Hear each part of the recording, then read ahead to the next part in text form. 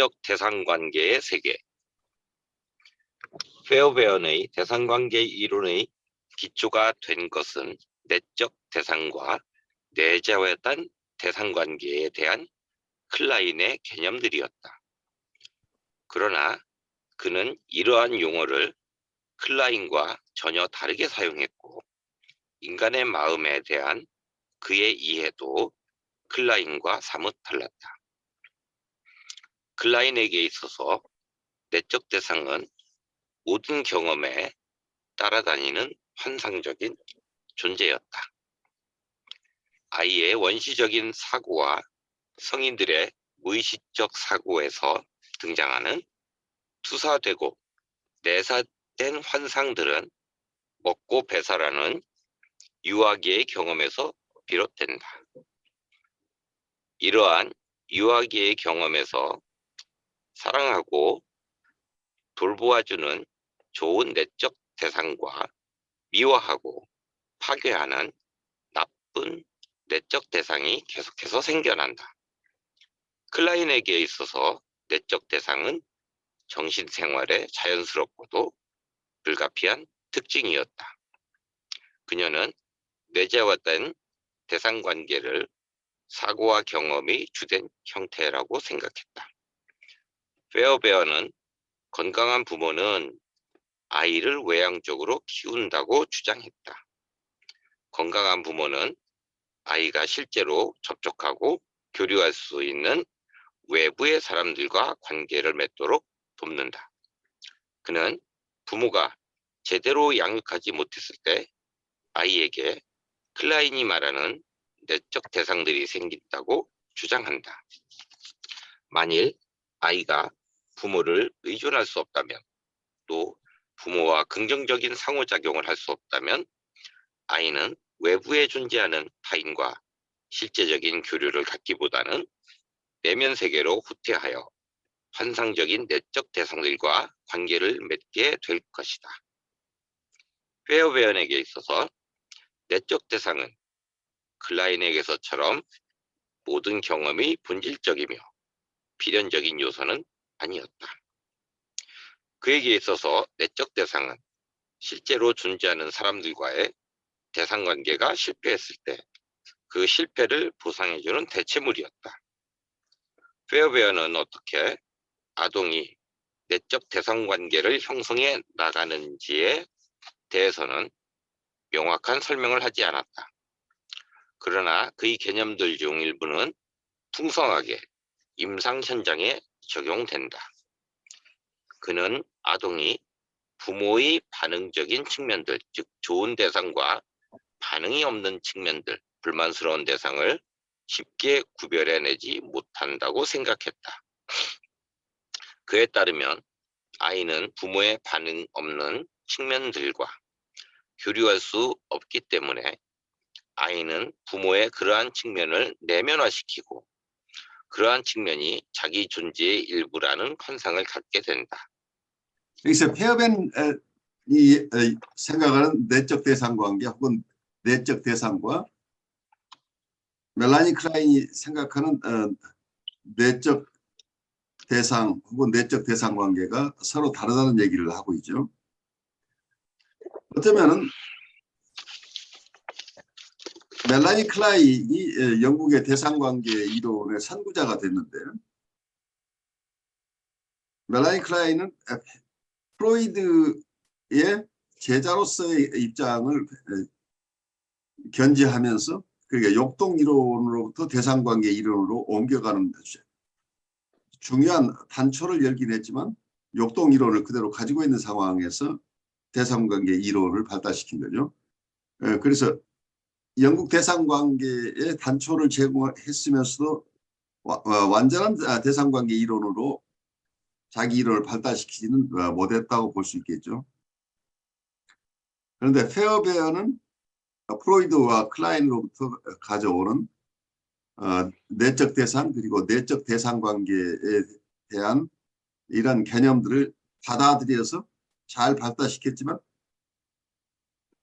멜라니 클라인이 생각했던 내적 대상이나 내적 대상관계에 개념은 그대로 발달시킨 것이 아니고 자기의 독특한 이론으로 발달시킨 거죠. 그러면서 철저하게 프로이드로부터의 독립을 이루었어요. 그래서 역동 이론에서 완전하게 벗어난 독특한 자기 나름대로의 독립된 대상관계 이론을 발달시킨 분이에요. 멜라니 클라인은 제자들을 많이 건드리고 있어서 클라인 학파 혹은 비혼까지 합쳐서 클라인 비혼 학파라는 이런 학파를 형성해서 많은 분이 그 이론을 따르고 있는데, 그래서 겉으로 보면 멜라니 클라인 이론이 굉장히 잘 발달해 있어요. 그렇지만 폐업에는 자기를 따르는 어떠한 학자들이 따로 있진 않아요. 그 그룹이. 폐업엔 학파라는 건 없어요. 그렇지만 폐업엔의 이론은 많은 분들에게 당시에 멜라니 클라인의 이론에도 폐업엔의 이론이 영향을 미쳤어요. 그뿐만이 아니라 그 이후에 발달한 여러 관계 이론들 속에 폐업엔의 개념이 명시적으로나 묵시적으로 큰 영향을 미치고 있다. 왜냐하면 철저한 대상관계 이론이기 때문에 그 폐업엔이 생각했던 그 사고를 가져와서 여러 학파에서 각자가 잘 또 소화해서 이론들을 발달시켰죠. 그래서 폐업에는 학파가 없지만 멜라니 클라인 못지않게 현대 정신 분석에 큰 영향을 미치고 있는 학자였다 혹은 분석가였다고 평가할 수 있겠죠. 어쩌면 이 두 사람의 철학적인 사고가 달랐을 수도 있다고 보여요. 멜라니 클라인이 봤던 세계는 이 판타시를 굉장히 중요시하는 멜라니 클라인이 이로써 판타시는 그러니까 판타시는 불가피한 것이라고 봤다는 얘기예요. 모든 경험은 내적 대상 관계와 함께 간다고, 그 내적 세계와 외적 세계가 함께 간다고 보고, 환상은 모든 사고의 원초적인 형태가 환상이라고 보았다고 보여요. 그래서 아이들의 사고가 판타시라고 이렇게 봐버리면 판타시라는 건 원초적인 사고 형태라고 볼 수 있겠죠. 그렇게 되면 내적 대상 관계는 외적 대상 관계와 함께 존재하는, 그게 건강하거나 건강하지 않거나 이런 개념들이라기보다는 우리의 인간의 사고 구조, 이건 우리가 외적 세계와 내적 세계라는 이 개념을 어떻게 이해할 것인가 하는 우리의 존재론과 연결된다고 보여요. 우리는 외적 세계뿐만 아니라 내적 세계를 항상 가지고 있어서 우리가 세상을 파악하는 것은 우리의 내적 대상관계를 통해서 파악한다라고 이렇게 이해할 수도 있겠죠. 그래서 모든 경험은 환상이 존재한다고 이렇게 본 거죠. 그래서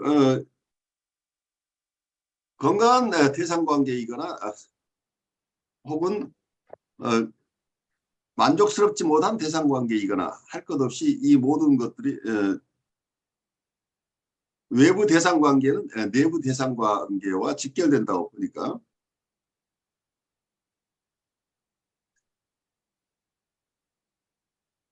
내적 대상 자체가 외적 대상과 어떻게 분리할 수 없을 만큼 밀접한 관계들이 숨겨져 있는 거죠.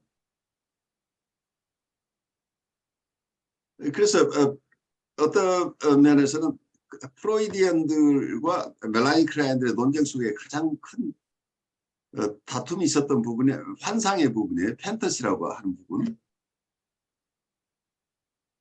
이 판타시가 우리가 생각하는 방식 속에 판타시를 항상 따라다닌다고 봤다고. 유아 시절에 아이들은 생각하는 것이 그 자체가 언어가 없는 세계니까 언어가 없는 세계 속에서의 사고의 형태가 환상이라고까지 이렇게 확대해서 가게 되면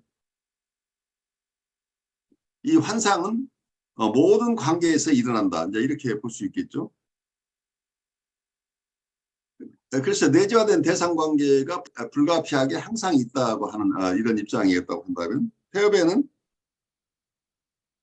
아이가 외향적으로 자라는 경우는 이런 내적 대상이나 내적 대상 관계가 꼭 생겨나는 것은 아니라고 본부 그래서 아주 큰 차이가 생겨나는 거죠. 아이들이 외향적으로 자라는 경우는 내적 대상이나 내적 대상 관계가 크게 발달하지 않아도 되는 상황이 일어난다. 이렇게 본 거죠. 그래서 외부 세계의 대상 관계가 원활하지 않을 경우에 내적 대상 관계가 생겨난다. 이렇게 보는 거죠. 그래서 내적 대상 관계 자체는 건강하지 않았던 관계 혹은 불행했던 과거가 남아있는 것이다. 이렇게 이해를 하는 거죠. 그래서 실제 외부에 있는 부모님과의 원활한 교류가 되지 않은 경우에는 원활하게 교류되지 않은 부분들이 내적 대상으로 발달하게 되고 그 내적 대상과의 관계라고 할 수 있는 내적 대상 관계가 형성된다. 이렇게 본 거죠. 모든 아이는 환상 속에서 환상을 통해서 생각하고 그리고 우리의 무의식 속에서는 이 환상은 끊임없이 어른에게도 영향을 미친다고 하는 멜라니 클라인의 생각과 페어베인이 봤던 환상과 환상을 기본으로 하는 내적 대상 혹은 내적 대상 관계는 항상 생겨나는 게 아니고 적응적이지 않은 아이가 적응하기 어려운 환경 속에서의 결핍과 관련돼서 이 외부 대상 관계가 다 만족시켜지지 못한 부분을 보완해주는 그런 역할을 하는 것이 내적 대상 관계다. 이제 이렇게 설명을 하고 있는 거죠. 그래서 내적 대상이나 내적 대상 관계는 실제로 존재하는 외부 대상들과의 관계가 실패했을 때, 그 외적 대상 그리고 외적 대상 관계가 실패했을 때 형성되는 보상적인 관계, 보상 혹은 내적 대상은 보상적인 대체물 그리고 내적 대상 관계는 외부 대상 관계에 대한 대체적인 관계다. 이렇게 이해를 했다는 얘기죠. 이러한 측면들이 기본적으로 우선 큰 차이가 나는 거죠. 전반적으로 환상을 인정할 것인가, 전반적인 내적 대상 관계의 이론인가, 아니면 보상적인 관계에서 발생하는 내적 대상이나 내적 대상 관계인가 하는 측면에서 큰 그림에서 우선 차이가 나는 거죠. 그래서 구체적으로 내적 대상을 어떤 방식으로 분류하고 설명하느냐 하는 것에서는 또 아주 큰 차이가 나요. 그 부분은 이제 나중에 우리가 더 공부를 해나가면서 보는데, 멜라니 클라인의 입장과 페어벤의 입장이 우리 손대행님에게는 어떻게 느껴지세요? 아직 자세히는 모르지만 둘 다 보는 관점에 따라서 둘 다 맞는 말이 아닐까 하고 이제 막연하게 네, 가정을 하고, 한편으로 보면 이제 제가 느끼기에는 이제 클라인 같은 경우는 거의 태어나면서 박해불안 상태로 태어나는 걸로 이렇게 이해를 하는데, 가만히 생각해 보니까 그 말이 맞을 것 같고요. 태어난다는 것 자체가 그 전까지 분명히 어떤 안정적인 상태에서 갑자기 급격한 환경 변화일 테니까, 한 번도 겪어보지 못한 환경 변화일 테니까 아이가 표현력이 없어서 제대로 표현을 못 하겠지만, 아마 태어난 아이의 그 호르몬이나 자율신경계를 조사한다면 애가 깜짝 놀라지 않았을까, 이렇게 상식적으로 생각을 한다면 클라인이 말한 그 멸절불안, 박해불안 상태로 태어나고 하는 게, 그리고 이제 그 항상 사람이 생각하고 행동하는 그 이면에 그 무의식적인 환상이 계속 따라다닐 수밖에 없는 게, 사람은 사람이 그 자연계를 이게 인식하는 그 독특한 인간만의 방법이 있고, 다른 동물이나 다른 식물도 그들만이 가진 독특한 인지 양식이 있는데, 사람뿐만 아니라 어떤 생물도 이 자연적인 이 환경을 있는 그대로 인지하기는 실제적으로는 불가능하고, 필요한 진화에 따라서 필요한 만큼만 인지하는 것이기 때문에, 다 할 수 없는 거기 때문에, 전체 그 인지할 수 있는 자연의 양 혹은 사람과 사람과의 관계도 역시 그 모든 걸 인지할 수 없기 때문에 그 자체로 어떤 부분적인 인식일 거고, 그렇다면 그 부분적인 인식은 제대로 아는 것이 아니기 때문에 일종의 환상일 수밖에 없지 않나. 사람이 사는 것 자체가 감정이, 모든 감정을 토탈로 내가 현재 이게 보유할 수 없지 않겠습니까? 그리고 또 기억도 살면서 지금까지 그 보고 느끼고 이렇게 듣고 한 모든 감각을 한꺼번에 내가 지금 다 가지고 있어라는 어떤 그런 독특한 감각은 없을 거란 말이죠. 컴퓨터는 입력된 모든 정보는 일단 들어있는 게 확실하잖아요. 그걸 모니터상에 띄울지 말지는 이제 선택이긴 하지만, 그렇지만 인간은 전혀 그렇지 못하잖아요. 24시간 시각에 들어온 것 중에 극 일부만이 인지를 하고, 24시간 들은 소리 중에 극 일부만 인지를 하기 때문에, 이렇게 보면 그 자체로 뭐 하나 제대로 인지할 수가 없는 인간만의 독특한 구조가 있기 때문에, 다른 동물도 다 결국 자기만의 환상이지만 사람도 결국 환상이 아닐까. 또 이런 거 있지 않습니까? 어떤 단세포 생물 같은 경우 이렇게 실험 같은 거 하다 보면, 하다못해 그 개구리나 쥐만 돼도 저 멀리서 무서운 게 보이거나 소리가 들리거나 하면 일단 피하고 보는데, 단세포 생물은 잡아먹히는 그 순간까지도 전혀 반응하지 않는 단세포 생물들이 많거든요.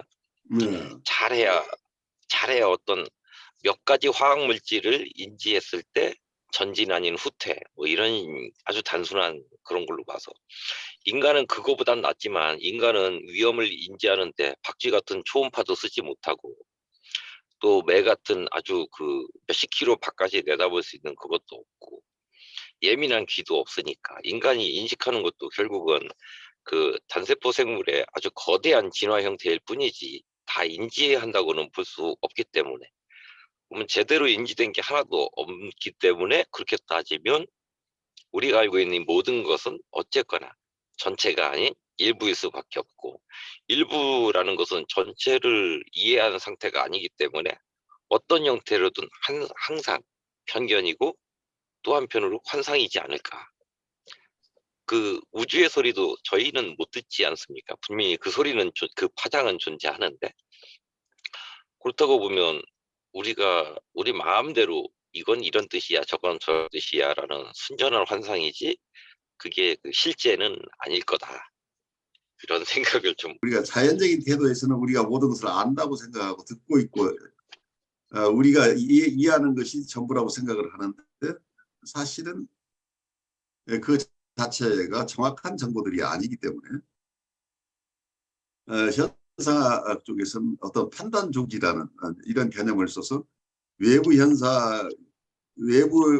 어떤 사물이나 현상을 우리가 이해한다고 할 때는 우리가 가지고 있는 편견을 벗어나서 우리가 지금까지 내가 안다고 생각하는 그 부분들을 내려놓고 판단 중지하고 나서 순수하게 그 대상 자체가 가지고 있는 모습을 우리가 여러 가지 기법적으로는 환원이라는 개념을 쓰는데, 환원적인 방법으로 가장 이센셜한 부분이 무엇인지를 우리가 파악할 수 있다.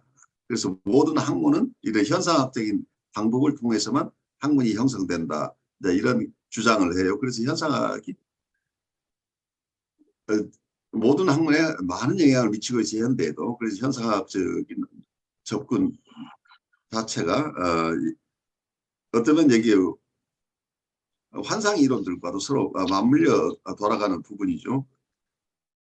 데카르트적인 입장에서는 우리는 절대적으로 자족적인 독립적인 셀프가 있다고 보는데, 그래서 외부 대상을 객관적으로 파악할 수 있다고 보는데, 이런 생각을 가지고 있었던 거죠. 이게 어떤 과학적인 리서치 방법으로 이렇게 활용되고 있는데, 그런 개념과는 조금 다르게 현상학자들이나 현상학은 후서리 현상학이나 하이데거의 현상학이나 이런 현상학 쪽에서 보는 견해는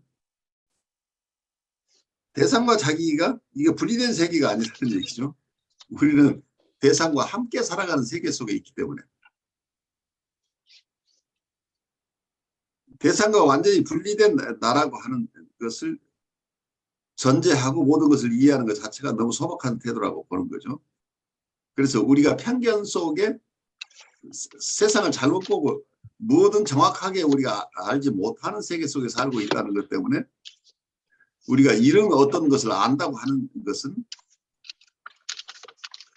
온전한 지식이 아니기 때문에 어떤 분야를 연구하기 위해서는 우리가 그 연구 대상에 대해서 우리가 가지고 있는 선입견들, 편견들, 내가 이미 알고 있다고 하는 그 생각들을 일단 내려놓고 대상을 있는 그대로 바라본다고 하는 태도가 이거 그래서 판단 중지하고 환원이라는 리덕션이라는 여러 방법들을 동원하는데 그건 굉장히 기술적으로 어려운 개념들이에요. 하지만 기본적으로는 외부의 대상이 먼저 있고 그 대상이 우리에게 그 대상을 파악하는 우리의 기법을 어떤 현상학적인 방법으로 파악을 해야 된다고 보는 거죠. 그래서 어쩌면 이 셀프가 그렇게 완전하게 대상과 분리된 셀프가 아니라는 것 때문에 대상을 파악하는 것도 그만큼 어려운 거죠.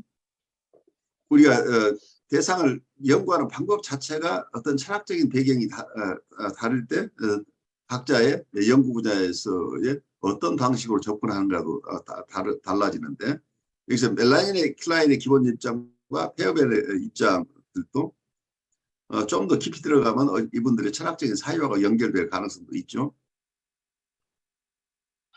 페어배원도 이제 제가 나름 이제 이해한 방식은 이제 여기도 보면 이제 결국 페어배원이 그 어떤 내적 대상이 생기는 이제 전제 조건으로 먼저 잘 양육하지 못한, 다시 말해서 어떤 결핍을 만들거나 아니면 이제 박탈, 내내 같은 설명이 아닐까. 그리고 보면 예, 그렇죠. 예. 페어배원처럼 생각을 한다고 이제 나름 가정을 해봐도 태어나는 과정 자체가 박탈일 것 같은데 내내 있던 탯줄 없어졌고 이렇게 되니까 박탈 맞지 않을까라는 이런 생각을 좀 예, 그래요. 그러니까 해보았습니다. 이제 이 부분에서 우리의 사람들이 보는 시각이 각각 달라요. 그러니까 아이가 태어났을 때 아이는 고통스럽게 느낄 것인지 또는 이 세상에 태어난 것이 신기해서 호기심을 가지고 이 세상에 마치 소풍 온 아이처럼 이렇게 세상을 바라보고 있는 것인지 우리가 판단할 수 있을까요? 아이를 볼 때 아이는 이 세상에 적응할 능력이 없는 아이로 태어난다고 보는 견해와 아이는 이 세상에 적응할 수 있는 능력을 가지고 태어난다고 하는 견해가 각각 다를 수 있죠. 그리고 우리가 어른의 눈에서 봐서는 아이는 아무 능력도 없는 것 같고 그래서 어떤 학자들은 아이는 그냥 아무것도 가지지 않은 백지 상태로 태어난다고 보는데 사실은 또 다른 쪽에서 본다면 아이들은 이 세상에서 살아내는데 필요한 여러 가지 잠재적인 기능들을 이미 가지고 태어났다고도 볼 수 있죠. 그래서 아이가 태어났을 때 이 두려운 세상에 와서 엄청나게 공포스러운 체험을 한다고 보는 멜라니 클라인, 그리고 멜라니 클라인 이론 속에는 데스인스트라는 개념이 있기 때문에 아이는 이미 타고날 때 공격성을 타고나서 자기의 공격성을 외부 세계에 투사한다고 보기 때문에 여기서 굉장한 프레지디스, 어떤 세상을 부정적으로만 보는 어떤 입장이 숨어 있단 말이에요. 아이는 처음부터 불행한 세상에 태어났다고 보는 거죠. 어쩌면 이 부분은 심하게 우울하게 살았던 어떤 멜라니 클라인의 삶과 연결되어 있을지도 몰라요. 그리고 어떤 면에서는 프로이드의 데스 인스팅트 이론과 멜라니 클라인의 데스 인스팅트 이론들이 이렇게 발달해 왔는데, 프로이드가 가지고 있던 인간에 대한 부정적인 사고가 멜라니 클라인도 그대로 가져왔는데 그걸 더 심화했다고 보이죠. 아이는 이 세상에 태어났을 때 좋은 것은 하나도 없고 아주 무서운 괴물들 사이에 자기가 태어나서 어떻게 살아야 될지 겁나는 이런 어떤 생명체 이렇게 느끼는데, 만약에 우리가 다른 쪽에서 본다면 아이는 이 세상에 태어날 때 여러 가지 기능들을 이미 가지고 태어나서, 뭐 동화처럼 얘기한다면 너를 맞아줄 사람이 있을 것이니 만나면 너는 행복하게 살 수 있을 것이다는, 이 세상에 와서 새로운 세계에서 좋은 대상을 만나서 즐거운 삶을 체험하겠다는 기대를 가지고 태어났다고 누군가가 얘기를 한다면 또 그걸 반박할 수는 없잖아요. 아이가 태어나면서 우는 것 자체가 자기가 찾고자 하는 대상을 부르는 소리였을 가능성이 있고, 그런데 그때 따뜻하게 나타나는 부모를 만나면서 아, 내가 제대로 왔구나 하면서 안전하게 행복한 미소를 지으면서 이 세상을 출발했다고 이해할 수 있을 거라는 얘기예요. 그래서 이거 자체가 어른들의 투사라는 얘기죠. 우리가 인생을 어떻게 이해하느냐에 따라서 아이가 어떤 모습으로 태어날 것이다 라고 하는 투사들이 생겨난다고 보여요. 그래서 정신분석의 이론 속에서는 어쩌면 정신분석가들의 삶의 체험들이 녹아있을 가능성도 충분히 있어요. 내가 체험했던 어린 시절 체험들, 이런 것들이 우선 가장 기본적인 어떤 이론의 틀의 파운데이션이지 않겠어요? 우리가 전혀 모르는 것을 가지고 이론을 세울 수는 없는데, 정신분석 이론이나 이런 것들은 우리가 인간이기 때문에 결국 인간학이잖아요. 그러니까 우리의 체험을 기반으로 이론들이 나올 수밖에 없는 거죠. 그래서 대상관계 이론도 어떤 면에서는 기본적으로 우리가 체험하는 대상관계 이론들을 우리가 주위 사람들의 대상관계를 보기도 하지만 가장 파워풀하게 우리에 영향을 미치는 건 우리 스스로가 체험한 대상관계죠. 하이데거가 다사인에 대한 얘기를 하고 있습니다만 결국 우리가 존재에 대한 얘기를 하는데 존재의 물음의 대상은 결국 우리라는 얘기죠. 그래서 다사인 자체가 내가 누구인가에 대한 질문을 가지고 있는 존재라고 하는 측면에서 하이데거가 현 존재라는 이름을 붙이고 이 현 존재 분석을 통해서 세계를 이해하려고 했던 것이죠. 그래서 여기서 페어벤의 생각이 옳다, 멜라니 클라인의 생각이 옳다, 뭐 이렇게 이분법으로 얘기하기보다는 아까 선생님이 얘기한 대로 어느 측면에서 보면 멜라니 클라인의 얘기가 확실한데 크게 문제가 되는 병리적인 경우에 있어서는 페어벤의 얘기가 옳다, 뭐 이렇게 전반적인 이론과 또 특수한 이론, 뭐 이렇게 우리가 생각해 볼 수도 있겠죠. 두 분 다 우리가 인간을 이해하는데 특히 초기에 유아들이 다양한 정서나 생각을 할 수 있는 사람으로 발달하는 과정 속에서 일어났던 일, 그 일어났던 일들이 현재 어떻게 영향을 미치는지에 대해서 굉장히 뭐라고 할까요? 이분들의 풍부한 상상력을 통해서 이론을 만들었고 그 이론들이 우리가 사람을 이해하는데 큰 도움을 주는 이런 이론들이 된 거죠. 그래서 이러한 이론들은 우리가 우리를 이해하는 데 도움이 될 뿐만이 아니라 특히 임상에서 정서적으로 어려움을 겪고 있는 분들을 이해하는 데 이 두 사람의 이론은 굉장히 큰 도구가 되죠.